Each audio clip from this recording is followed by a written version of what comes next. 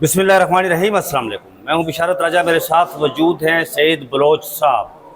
आज supreme court of Pakistan में इमरान खान के 8 उन मुकदमात का ज़बरदस्त का केस लगा हुआ था chief justice of Pakistan justice Yahya Khan की अदालत में, और उनके साथ जस्टिस मियां गुल असर औरंगजेब और जस्टिस शफी सिद्दीकी साहब मौजूद थे। ये तारीख में पहली बार हुआ कि आज चीफ जस्टिस ऑफ पाकिस्तान ने खुद तारीख मांगी।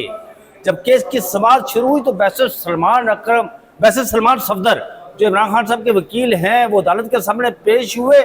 तो चीफ जस्टिस ने क्या कहा, आगे का अहवाल जानते हैं हम सईद बलोच साहब से।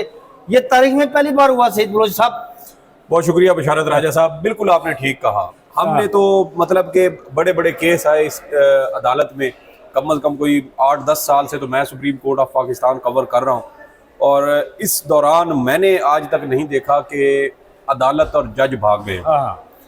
आज जो केस की समाअत हुई 9:36 पर चीफ जस्टिस साहब और दीगर जज साहबान कमरे अदालत में आए, और उसके तकरीबन 3 मिनट, टोटल 3 मिनट में वो चंद मुख्तसर जुमले, चंद मुख्तसर मुकालमे हुए चीफ जस्टिस पाकिस्तान और बैरिस्टर सलमान सफदर जो इमरान खान के वकील हैं इन 8 मुकदमात में, और उनकी जानिब से 3 मिनट की समाअत हुई और उसके बाद अचानक समाअत मुलतवी कर दी गई। आपने बिल्कुल ठीक कहा कि पहली बार तारीख में हुआ, तारीख में पहली बार हो रहा है कि अमूमन सईद बलोच साहब ये होता है कि वकील इल्तवा मांगता है, जज इल्तवा नहीं देता। यहाँ आज उन्होंने इल्तवा मांगा है। बिल्कुल ठीक कहा। और जैसा मैं कह रहा था कि जज साहब यानी अदालत अब शायद ये मुकदमा सुनना नहीं चाहती, इस मुकदमे का बोझ नहीं उठाना चाहती। नातवा कंधे हैं, 26वीं आईनी तरमीम के आप बेनिफिशरी हो और तीसरे नंबर से उठाकर आपको चीफ जस्टिस बना दिया जाए, जिसकी कोई वजह आज तक सामने ना लाई गई हो कि आपके अंदर कौन सी ऐसी खूबी है, कौन से ऐसे आपके अंदर गट्स हैं जो जस्टिस मंसूर अली शाह या जस्टिस मुनीब अख्तर साहब के अंदर नहीं थे और आपके अंदर हैं, और इसलिए आपको चीफ जस्टिस पाकिस्तान बनाया जाना चाहिए। तो ये जब आप इस तरीके से चीफ जस्टिस बनते हैं 2 सीनियर जजेस को नज़रअंदाज करके, तो मेरे ख्याल में फिर इमरान खान मौजूदा हालात में फिर आप इमरान खान के मुकदमात का बोझ जस्टिस यार अपने क्या नाम है, मुझे जस्टिस नाम याद आ जाता है। आजम नज़ीर तारड़ साहब ने कल जो तकरीर की थी सेनेट में खड़े होकर कि जनाब अदलिया को अपने मामलात देखने चाहिए, अदलिया का वकार जो है वो बहाल रहना चाहिए, ये किसको मुखातब कर रहे थे? बात ये है, और फिर ये पहली बार उन्होंने कहा कि देखिए जजेस को अटॉर्नी जनरल डील कर रहे हैं। ये डील का लफ्ज क्यों उन्होंने निकाला? उसकी वजह ये है ना कि जुडिशियल कमीशन के अंदर इख्तियारात किसके पास है? हुकूमत के पास, और एस्टेब्लिशमेंट के मंजूर नजर जो अरकान है उनकी तादाद ज्यादा है। जुडिशियल साइड से तो सिर्फ 4-5 मेंबर हैं, चीफ जस्टिस और 4 जज, जिनमें justice Mansoor Ali Shah, justice Munib Akhtar, justice आपके हाजी अमीन साहब, और जमाल मंदोखेल भी, हाजी अमीन भी है। हाजी अमीन साहब वो यार आप ये ना कहें, अब ये 5 वो दुनिया के 5 जज जुडिशियल साइड से हैं, दुनिया के सबसे बड़े जूरिस्ट है यार हाजी अमीन। आप उन्हें अंडर एस्टिमेट कर रहे हैं। नहीं अंडर एस्टिमेट नहीं, मैं ये कह रहा हूँ कि टोटल आपके पास 5 जुडिशियल साइड से 5 मेंबर हैं, बाकी जो 8 मेंबर हैं वो नॉन जुडिशियल साइड है, वो हुकूमत के लगाए हुए, वो अटॉर्नी जनरल, उनके पास अक्सरियत मेजॉरिटी है, अक्सरियत उनके पास है। 8 और 5 की रेशो बन रहे हैं, और उसमें से भी हाजी अमीन साहब और जमाल साहब जो है वो अक्सर उनकी तरफ चले जाते हैं। कई बार अक्सर नहीं रहते वोट, कई बार आपके अफरीदी साहब भी उधर चले जाते हैं। हाजी अमीनुद्दीन साहब जब वोटिंग का वक्त होता है तो वो दोनों हाथ खड़े करके वोट देते हैं, और ताकि 2 वोट काउंट हों और वो हुकूमत को जाएं। यार कमाल। और ये वाहिद जज हैं जो अपने आप को वोट दे के आईनी बेंच के सरबराह भी बन जाते हैं, ये अपने आप को वोट देकर अपनी मुद्दत में तोसी भी कर लेते हैं, ये अपने आप को वोट देकर आईनी बेंच के अंदर शामिल भी हो जाते हैं। बिल्कुल मतलब कि वो जो बात देखे ना, हमारे सियासतदान भी ना हमारी एस्टेब्लिशमेंट से इतने शायद धोखे खा चुके हैं कि वो भी चालाक हो रहे हैं। अभी अपने नाजरीन को बताते हैं कि 3 मिनट की समाअत में क्या हुआ। हमारी एस्टेब्लिशमेंट शातिर क्यों है? सारी हुकूमत वो करते हैं, सारे गंदे काम वो करते हैं, सारा जो खराबी पैदा वो करते हैं, और एट द एंड क्या करते हैं कि बड़ी खूबसूरती से पतली गली में से खुद निकल जाते हैं, और सारा गंद जो है वो सियासतदानों के जैसे आजकल हो रहा है, जैसे आजकल हो रहा है। और यही चीज अब हमारे जज जो हमारे सियासतदान हैं वो भी सीख रहे हैं। जैसे आपने बात की आजम नज़ीर तारड़ साहब वाली, और वो जस्टिस आपने नाम सही लिया, वो इस वक्त तकरीबन फैसले सुना रहे होते हैं। जस्टिस है ना, वो फैसले ही सुना रहे होते हैं। कभी सेनेट के अंदर खड़े होकर जस्टिस आजम नज़ीर तारड़, जस्टिस तारड़, ये 2 जस्टिस हैं जनाब। जी।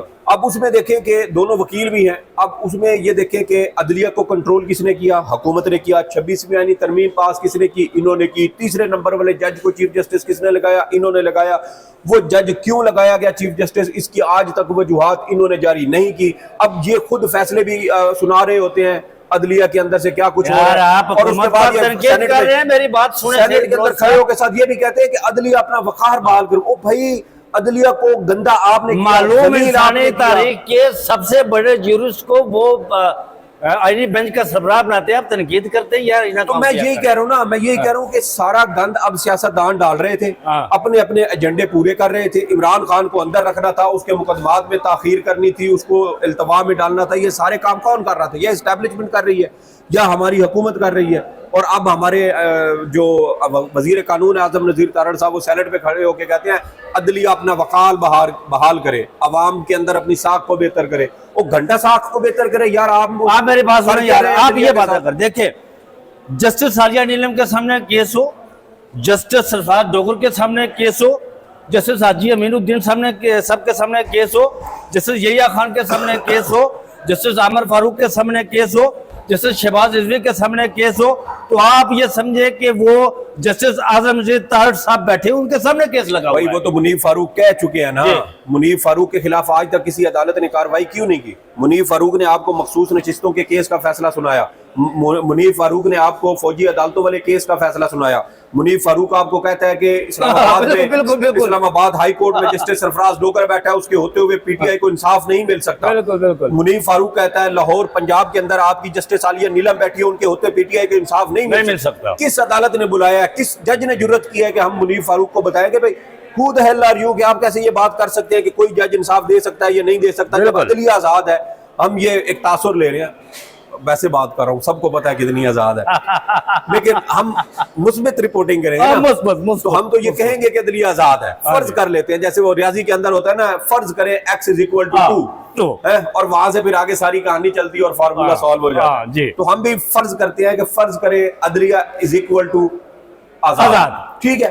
तो अब मुझे बताएं ना कि मुनीफ फारूक साहब को किसी ने आज आजाद डिजिटल वाला, अच्छा काला वाला तो इसलिए देखें कि आपके बारे में अब आपकी अदालतों के यार सुप्रीम कोर्ट के फैसले लीक हो रहे हैं। खुदा के बंदो, हम डिस्ट्रिक्ट कोर्ट को रोते थे, हाई कोर्ट को रोते थे, यहाँ सुप्रीम कोर्ट के फैसले बैठ के मुनीफ फारूक सुना रहा होता है कि ये फैसला आएगा। अब देखें कि जो फौजी अदालतों वाला केस था, मुनीफ फारूक ने 25 फरवरी 2025 को फैसला सुना दिया था कि 9 मई वाकयात को बुनियाद बनाकर ये ट्रायल जो है ये इनकी इजाजत दी जाएगी। सुप्रीम कोर्ट का अभी तक तफसीली फैसला नहीं आया, मुख्तसर फैसला उठाकर देखे, उसके अंदर 9 मई के वाकयात को जो कुछ आखिरी सफात पर अटॉर्नी जनरल ने कमरा अदालत में कहा था, एग्जैक्ट वही फिगर सुप्रीम कोर्ट ने फैसले में लिख दी है। तो यार आप हुकूमती मौक़िफ़ को अपना फैसला बना रहे हैं, ये आपकी जजमेंट है।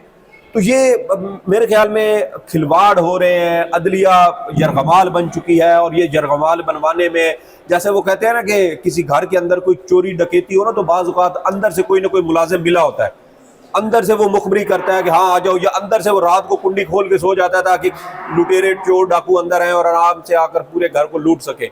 यहाँ पर भी अदलिया को यरगमाल बनाने के लिए कुंडी अंदर से खोली गई है। हाँ जी, बिल्कुल ऐसा ही। और ये हमें इसमें अफसोस की बात है, जैसे मैंने कहा कि मुझे 8-10 साल हो रहे हैं, आज तक कोई जज यार सईद बलोच मैंने उसको भागते नहीं देखा यार, कि मुल्जिम कह रहा है मेरा केस सुनो, अदालत केस नहीं सुन रही है, आगे भाग रहा है, अदालत आगे भाग रही है, इमरान खान पीछे से मामूल कादियान साहब भाग रहे हैं। तो यार ये सबसे बड़े जिनके जिम्मे मुल्क के अंदर इंसाफ देना और सारे मुल्क के जजेस जिनके मातहत हैं वो भाग रहे हैं। तो ये कोई मेरे ख्याल में तरीकाकार नहीं है।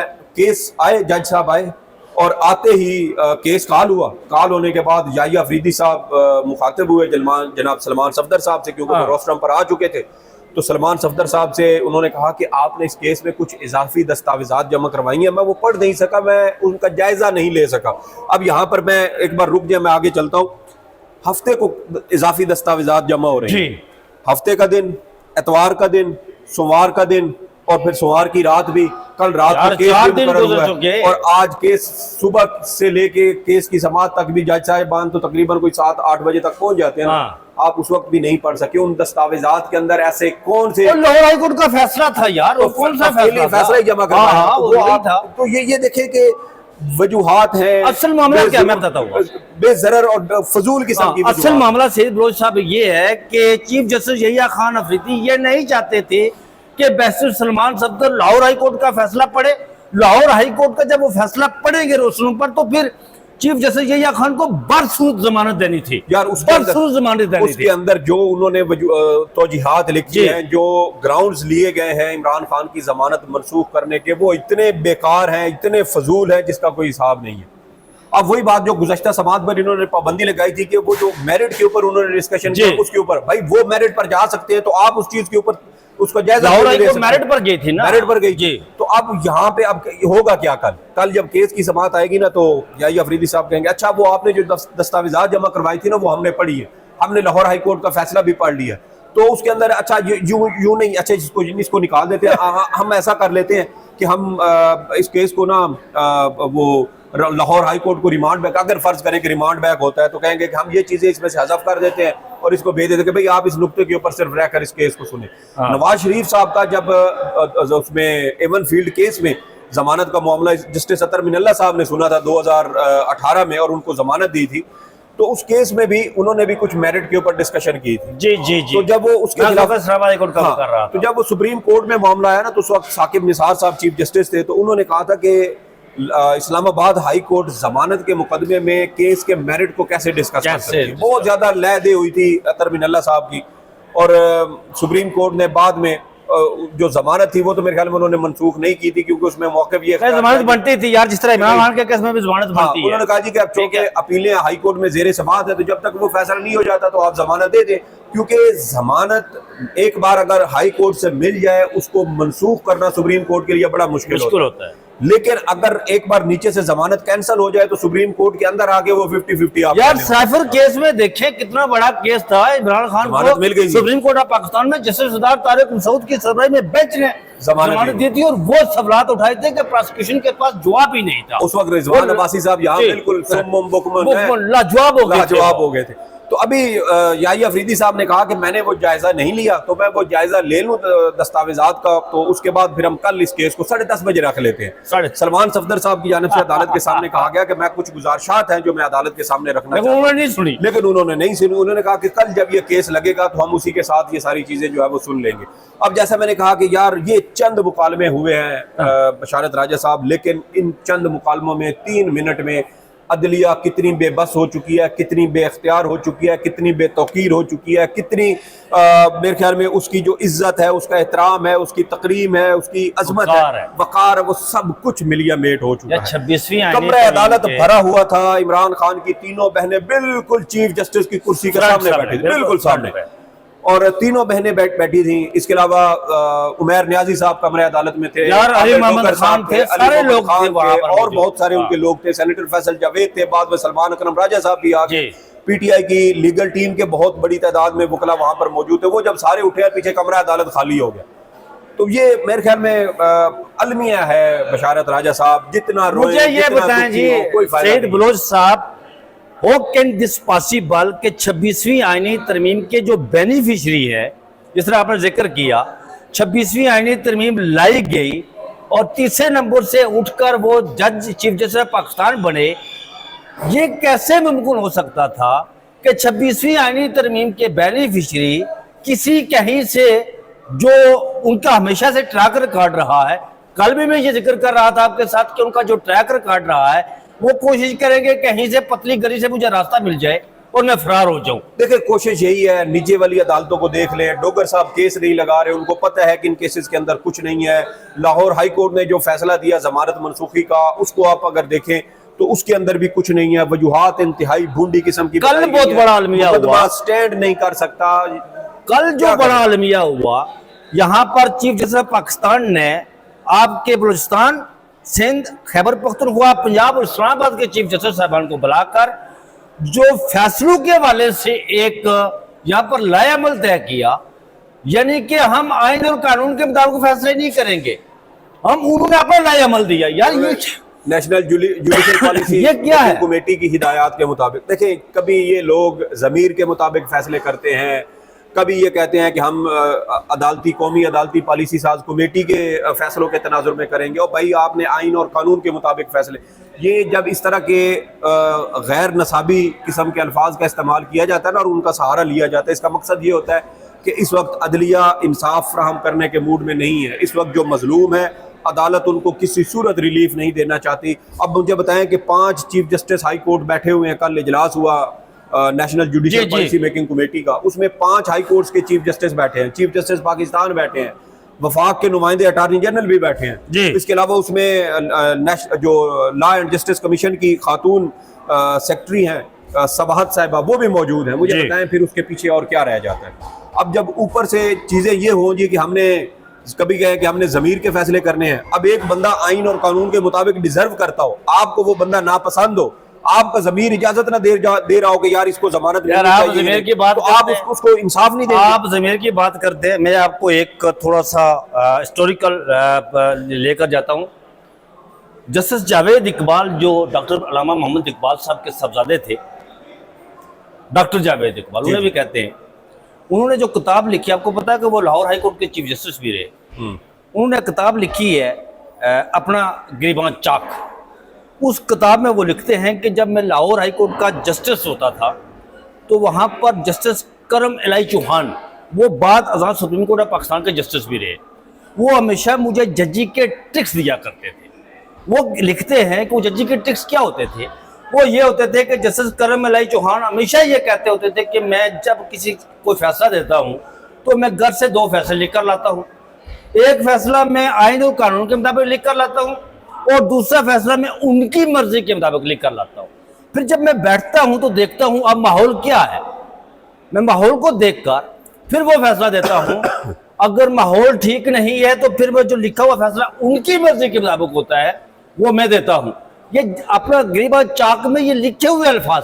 वो ये बताएं, जस्टिस जमाल मंदोखेल साहब ने गालिबन मखसूस नशिस्तों वाला फैसला जब दिया था ना, इख्तलाफी नोट, उसमें था ये किसी और केस में जस्टिस जमाल मंदोखेल साहब ने ना काजियों की किस्में बताई थी, टाइप्स कौन कौन सी हैं। एक उन्होंने कहा था कि गालिबन 3 इकसाम के या 4 इकसाम के काजी हैं, उनमें से एक जन्नत में जाएगा, बाकी सारे जहन्नम में जाएंगे।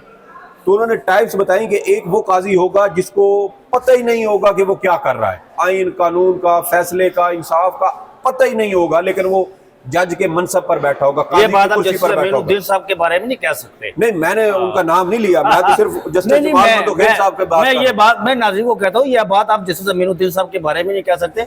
वो मालूम इंसानी तारीख के सबसे बड़े जूरिस्ट है। तो आप मुझे बताएं कि जमाल मंदोखेल साहब कहते हैं कि जिस जज को पता ही नहीं है कि वो काजी की कुर्सी पर बैठकर क्या कर रहा है, वो जहन्नम में जाएगा। और एक वो शख्स के वो काजी होगा कि जिसको पता है कि यार ये सही है, ये गलत है, लेकिन वो फिर भी फैसला सही के खिलाफ देगा, यानी कि जानबूझकर वो गलत फैसला देगा। एक तो वो है ना कि जिसको पता ही नहीं है कि मैं क्या कर रहा हूँ और वो गलत फैसला दे दे, वो तो जाएगा ही जाएगा। एक वो है जिसको पता है कि ये सही है, ये गलत है और मुझे ये फैसला देना चाहिए, लेकिन वो जानबूझकर गलत फैसला देगा, वो भी जहन्नुम में जाएगा।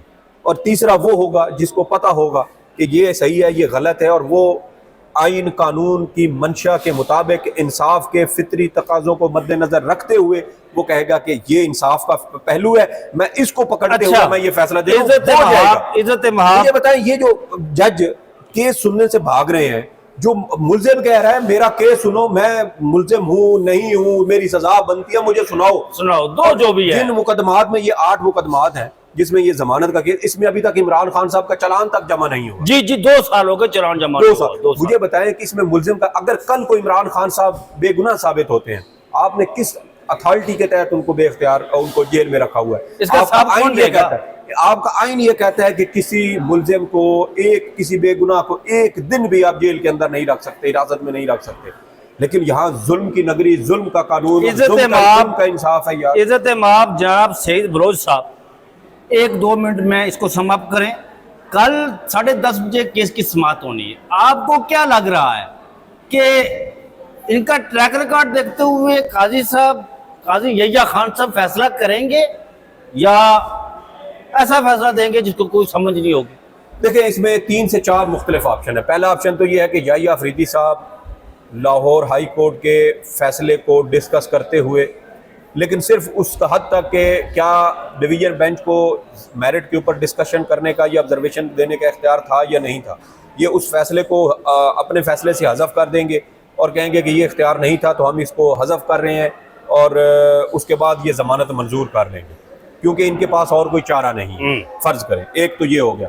दूसरा ये हो सकता है कि ये कहें कि हमने चीज़ें पढ़ी हैं तो लाहौर हाई कोर्ट ने अपने इख्तियारात से तजावुज़ किया है और उनको मेरिट के ऊपर, ज़मानत के मुकदमे में मेरिट के ऊपर उनको बात नहीं करनी चाहिए थी। हम लाहौर हाई कोर्ट का ये जो पोर्शन है ना जिसमें मेरिट डिस्कस किए गए ये हम हज़फ कर रहे हैं और हम लाहौर हाई कोर्ट के पास मामला दोबारा भेज रहे हैं कि आप इस केस को सुने और इसके ऊपर फैसला। ज्यादा चांसेस यही है, ज्यादा चांसेस ये है। तीसरा ऑप्शन मुमकिन तौर पे ये हो सकता है, अच्छा पिटारी के अंदर से कोई वखरा सांप भी निकल सकता है, ये भी ज़हन में रखें क्योंकि हमें शायद आइन कानून की उन मुशगाफियों का इतना पता नहीं है जितना इन जज साहिबान को पता है, तो हो सकता है कि वहां से अंदर से कुछ नहीं फुल जड़ी भी निकल आए, ये भी ज़हन में रखें। ये तीसरा हो गया। चौथा ये हो सकता है कि रिमांड बैक किया, उसको ट्रायल कोर्ट को कहा जाए कि भाई आप, लेकिन उसके इम्कानात कम है क्योंकि 2 साल हो चुके हैं। अब उसके ऊपर ट्रायल कोर्ट को अगर आप फिर ये कहें कि 3 महीने या 4 महीने में, तो वो मुश्किल नज़र आता है। लेकिन इस मुल्क में जब आपने फैसले ज़मीर के मुताबिक करने हैं, जब आपके फैसले बाहर से कहीं लीक हो रहे हों और आपको समझ ही ना हो,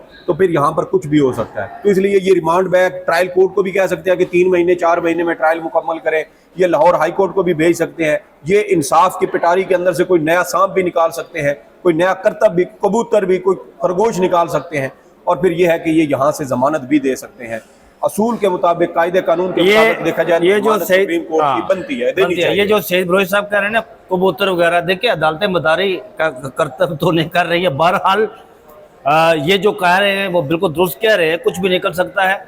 आज इमरान खान साहब से मुलाकातों का भी दिन है और बड़ी अहम स्टेटमेंट्स आज इमरान खान साहब की तरफ से माफ़ी वाले मामला पर आ सकती हैं और हम इस खोज में रहेंगे कि एक्चुअल अंदर क्या पोजीशन हुई है।